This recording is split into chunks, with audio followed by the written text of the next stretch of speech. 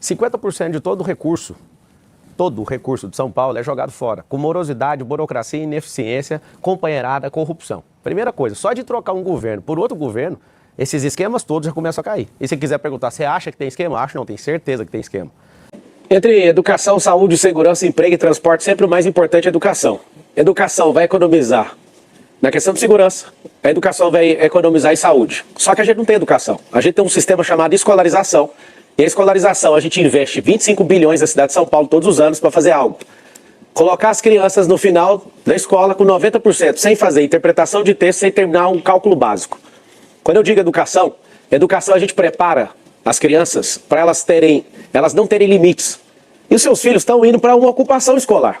Eu sou dono de rede de escola também, não só em São Paulo, mas em outros estados, inclusive nos Estados Unidos. Eu entendo um pouco desse assunto. Eu tenho 1,5 milhão de alunos na internet e eu posso falar para você o seguinte: a mudança de mentalidade é que vai fazer a gente ir para o próximo passo dessa cidade. Então eu acredito que a gente vai investir muito nisso. E eu quero te falar, aí na favela, tem 3,5 milhões de pessoas aproximadamente. Você sabe que não tem futuro na mão desse povo aqui. Vocês foram sequestrados emocionalmente pela esquerda. Então eu acredito de verdade na educação, através das empresas, porque se a gente escolarizar as crianças, a gente vai continuar nesse mesmo cenário. Nós vamos dar liberdade, tendo inteligência emocional, que isso vai diminuir a criminalidade. Nós vamos colocar isso na escola. Nós vamos transformar a escola de São Paulo numa escola olímpica, onde todo mundo vai ter uma identidade esportiva. Sabe por quê? Dos 80 mil pessoas que estão na situação de rua hoje, não tem ninguém que é esportista. A gente precisa de investir nisso. A cidade hoje investe só 365 milhões nisso. A gente tem que investir tudo nisso. Tecnologias e tem que investir nas profissões do futuro. Urgente. Então a educação vai mudar essa cidade. Eu quero que você entenda o seguinte: seu filho está sendo ocupado de coisas que não vão mudar a vida dele. Vai ter na Prefeitura de São Paulo, nosso ensino público, inteligência emocional, educação financeira, vai ter tecnologias do futuro, tecnologia. É isso que a gente tem que ensinar, senão a gente vai se tornar uma nação escrava. E nós vamos ensinar as profissões do futuro para o seu filho. Sabe o que vai acontecer? E a gente vai dar uma identidade esportiva, não é por causa de Olimpíada, porque toda nação que tem esporte, essas pessoas elas prosperam muito mais, porque o esporte molda caráter. Se todo mundo entender que o trânsito resolve com facilidade, com mais metrô, com mais ônibus, descentralização da economia. Quando eu falo descentralização, é o home office por conta de tecnologia.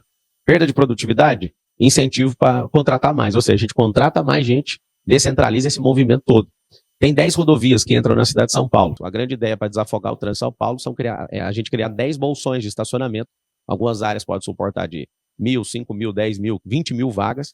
Você imagina pessoas conectando nesses bolsões e a gente ligar isso por teleférico até a próxima estação. E criar um cinturão de teleférico para as comunidades, não a solução master de trânsito de São Paulo. Outra coisa, aumentar uma via, uma faixa ou duas, né? Eu já vi que tem engenharia para isso, dá para fazer, na marginal, para criar uma linha expressa de alta velocidade. Você imagina, cortar os caminhões ali que atrapalham o trânsito. Finalizar o assunto, eu vou te contar a maior solução de trânsito, você não vai acreditar. A maior de todas. Se eu somar todas essas que eu falei, não dá 10%. Não chega nada próximo do que é capilarizar o empreendedorismo na cidade. O que é? Levar empresas para onde? Para a sua comunidade. Nesse plano nosso, projeto, que é a Comunidade Forte, nós vamos levar empreendedorismo para todas as comunidades. O que vai acontecer? Na sua comunidade, você não vai ficar precisando ficar arrastado no metrô, onde você nem é tratado como gente. Você não vai ficar 2 horas se deslocando, porque não faz sentido você sair de dentro da sua casa 4 horas da manhã para chegar às 7 num lugar, ir lá abrir seu computador e entrar na internet, sendo que você poderia fazer isso aí onde você está. Então nós vamos levar a empresa. Só que... de saúde. Bom, no seu plano de governo, traz um pouco até dessa tua transformação. Eu puxei por aí, por causa do seu emagrecimento, sua atividade física. Você anda sempre com marmita comendo, né? A sua comida ali, que é toda balanceada, bebendo água, a importância do sono e tudo mais. Você coloca isso no seu plano de governo como uma grande prioridade, né? Educaremos a população quanto a bons hábitos alimentares, sono, ingestão de água, prática de atividade física e outras medidas do dia a dia. A gente, né, sabe que isso é algo da elite, né? Você vê hoje a elite em São Paulo, tá todo mundo fitness, todo mundo magro, come bem, orgânico e tudo mais. Como fazer isso, né, para a cidade como um todo? Eu queria saber, você vai dar algum tipo de incentivo fiscal, financeiro, vai dar para que as pessoas comprem bons alimentos? Onde essas pessoas vão fazer atividade física? Não há espaço em São Paulo disponível nesse momento para as pessoas fazerem atividades físicas. E esses bons hábitos, né? Como é que vai ser isso? O sono, as pessoas passam 5, 6 horas no transporte público. Como que você vai trazer essa qualidade de vida que você promete no seu plano de governo para toda a população de São Paulo? Uma coisa que eu fico chocado em ver é a capacidade que todo mundo tem de se destruir e de virar uma máquina, né? Toda hora alguém olha para mim e fala, eu estava em reunião até 2 horas da manhã hoje, e as pessoas, vai dormir que você está cansado. Eu falo, cara, só vai me encontrar cansado na lápide, se você tiver a sorte de ir no meu velório, que até que enfim o homem descansou. Todo mundo tem o mesmo tanto de energia. Quando você fala assim, comer bem ou cuidar da saúde é coisa da elite. Não, não é coisa da elite. É porque a vida, do jeito que as pessoas escolheram viver, e a situação de falta de gestão de uma cidade impacta no resultado final da pessoa, que é a paz, é o desfrute dela. O que eu sugiro, tá? Quando eu falo que a gente vai criar 2 milhões de empregos nessa cidade, é para descentralizar esses empregos e colocar esses empregos na periferia para a gente precisar desse tanto de gente. Ficar 6 horas, igual você falou, de 3 a 5 horas aí dentro do ônibus. A gente tem uma movimentação que gera um estresse absurdo, um nível de ruído, de poluição nessa cidade, que a pessoa, por si só, ela fala, eu só tenho que sobreviver. A gente tem que mudar a mentalidade do nosso povo a partir da escola. Vai ter braço de educação também nas empresas, que eu acho que tem a ver com isso, que a gente vai ensinar isso para os funcionários. A prefeitura vai subsidiar isso. Sobre os espaços, eu vou provocar nesses centros olímpicos também, nas favelas, não só para a pessoa ter recreação, para ela aprender desde pequena a ser atleta. Eu já pesei 100 quilos, peso 76 hoje, eu peso quase todos os dias. 76. Só que eu tomo o tanto de água que preciso tomar, eu durmo o tanto que preciso dormir, exatamente cumprindo. Marçal, a pessoa que está ouvindo não está entendendo. Você precisa fazer exercício. Precisa parar de comer açúcar, que vicia mais, 10 vezes mais que a cocaína. Se você não cuidar disso, eu quero ensinar desde pequeno para as crianças. A primeira coisa que tem que ter num governo é austeridade. O que é austeridade? A gente tem que saber separar custo e despesa. Custo é aquilo que eu invisto e tem retorno, e despesa é aquilo que eu fico pondo no dinheiro do povo, o seu dinheiro. O dinheiro de 190 mil pessoas está na fila de cirurgia, 447 mil pessoas estão na fila de exame, 34 milhões de calçadas que precisa ser feito, 34 milhões de metros. Você sabia, você que está assistindo, que se não tiver um gestor aí com esse recurso todo, esses milhões de metros quadrados de calçada representa 30% dos acidentes que a gente recebe nas UPAs hoje. Ou seja, são coisas tão básicas. E a gente está falando de São Paulo, a gente não está falando de uma cidade do interior com 50 mil pessoas, não. Nós estamos falando da poderosa São Paulo. Eu não sou a favor de Estado grande nem de Estado mínimo, sou a favor do Estado eficiente, da gente ser servo do povo de verdade. E assim como você faz as suas contas, eu também vou fazer as nossas, só tem uma diferença. Você aumentar a receita do Estado sem arrancar seu couro. Você aumentar imposto, você vai ver o maior levante de receita na cidade de São Paulo sem levantar R$1 de imposto. Hoje a gente paga 43% de carga tributária, aqui em São Paulo tem impostômetro, e lá está marcando 2 trilhões. E o que mudou na sua vida? Nada. Deixa eu contar um segredo para vocês, não existe dinheiro público. Para construir ativo, a primeira coisa que o prefeito tem que fazer, coisa que o atual não faz, é buscar verba em Brasília. E nem nós temos 70 deputados federais que têm emendas impositivas e eles levam a maioria dessas emendas para onde? Para o interior de São Paulo. A gente precisa dividir o louvor com eles, porque tem 12 milhões de pessoas na cidade. Uma forma de levantar a receita na cidade sem levantar imposto é fazer o quê?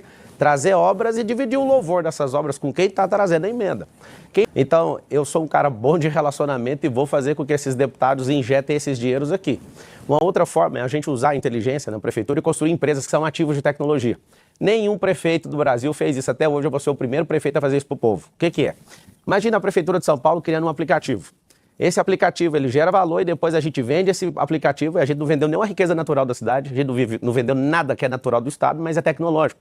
Vou falar de modo claro para você que está assistindo. Sabe o aplicativo do Uber, que é de fora? A gente fica mandando dinheiro para fora, sendo que a gente pode pôr o nosso próprio aplicativo, cobrar mais barato das pessoas que são da nossa cidade, gerar um ativo com isso e depois colocar uma regulamentação que só pode operar naquele percentual. E depois a gente vende para empresa privada. A gente vende por alguns bilhões e faz o que com esse dinheiro? Coloca ele dentro do caixa da prefeitura.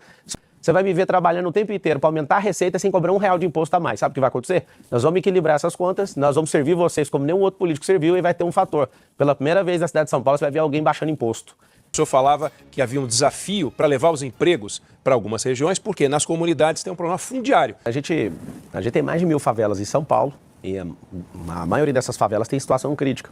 E aí nisso, onde você vai ver o benefício, a gente levando empresas para esses lugares, a gente precisa fazer esse mutirão. A prefeitura é uma baderna. E isso me deixa bem alegre e vou falar por quê. Não torcendo contra quem está aí na administração, mas porque vai ter um trabalho muito bom de organização e eu gosto de mexer com isso.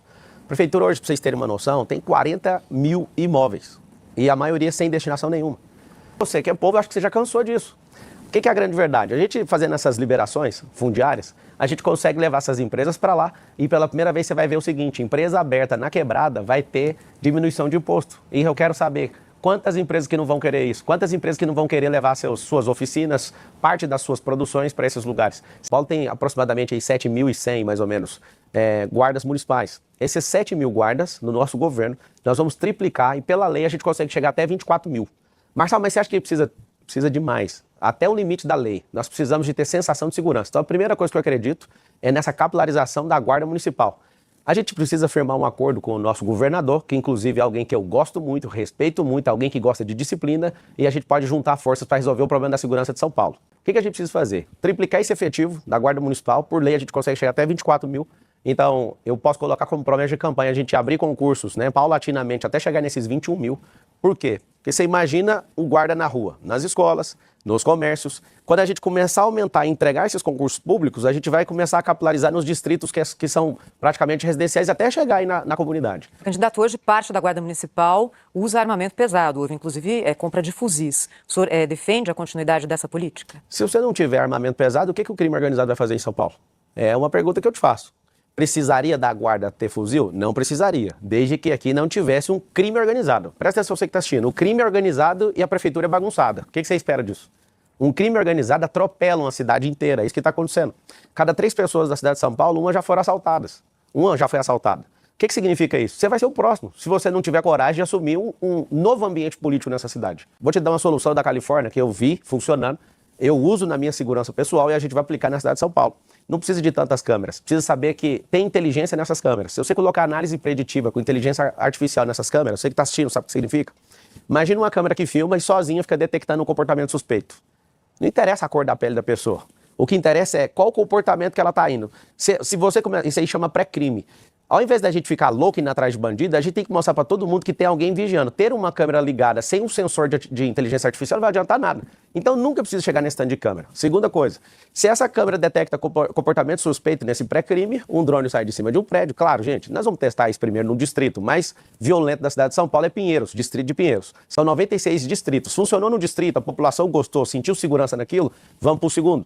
Então aumentar, triplicar o efetivo. Nós precisamos de, ao invés de colocar 2 guardas num carro, colocar um guarda por carro.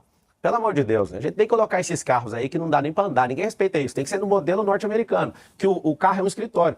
A gente precisa de ter tipo um xerife. Eu serei xerife dessa cidade, vocês podem contar com isso.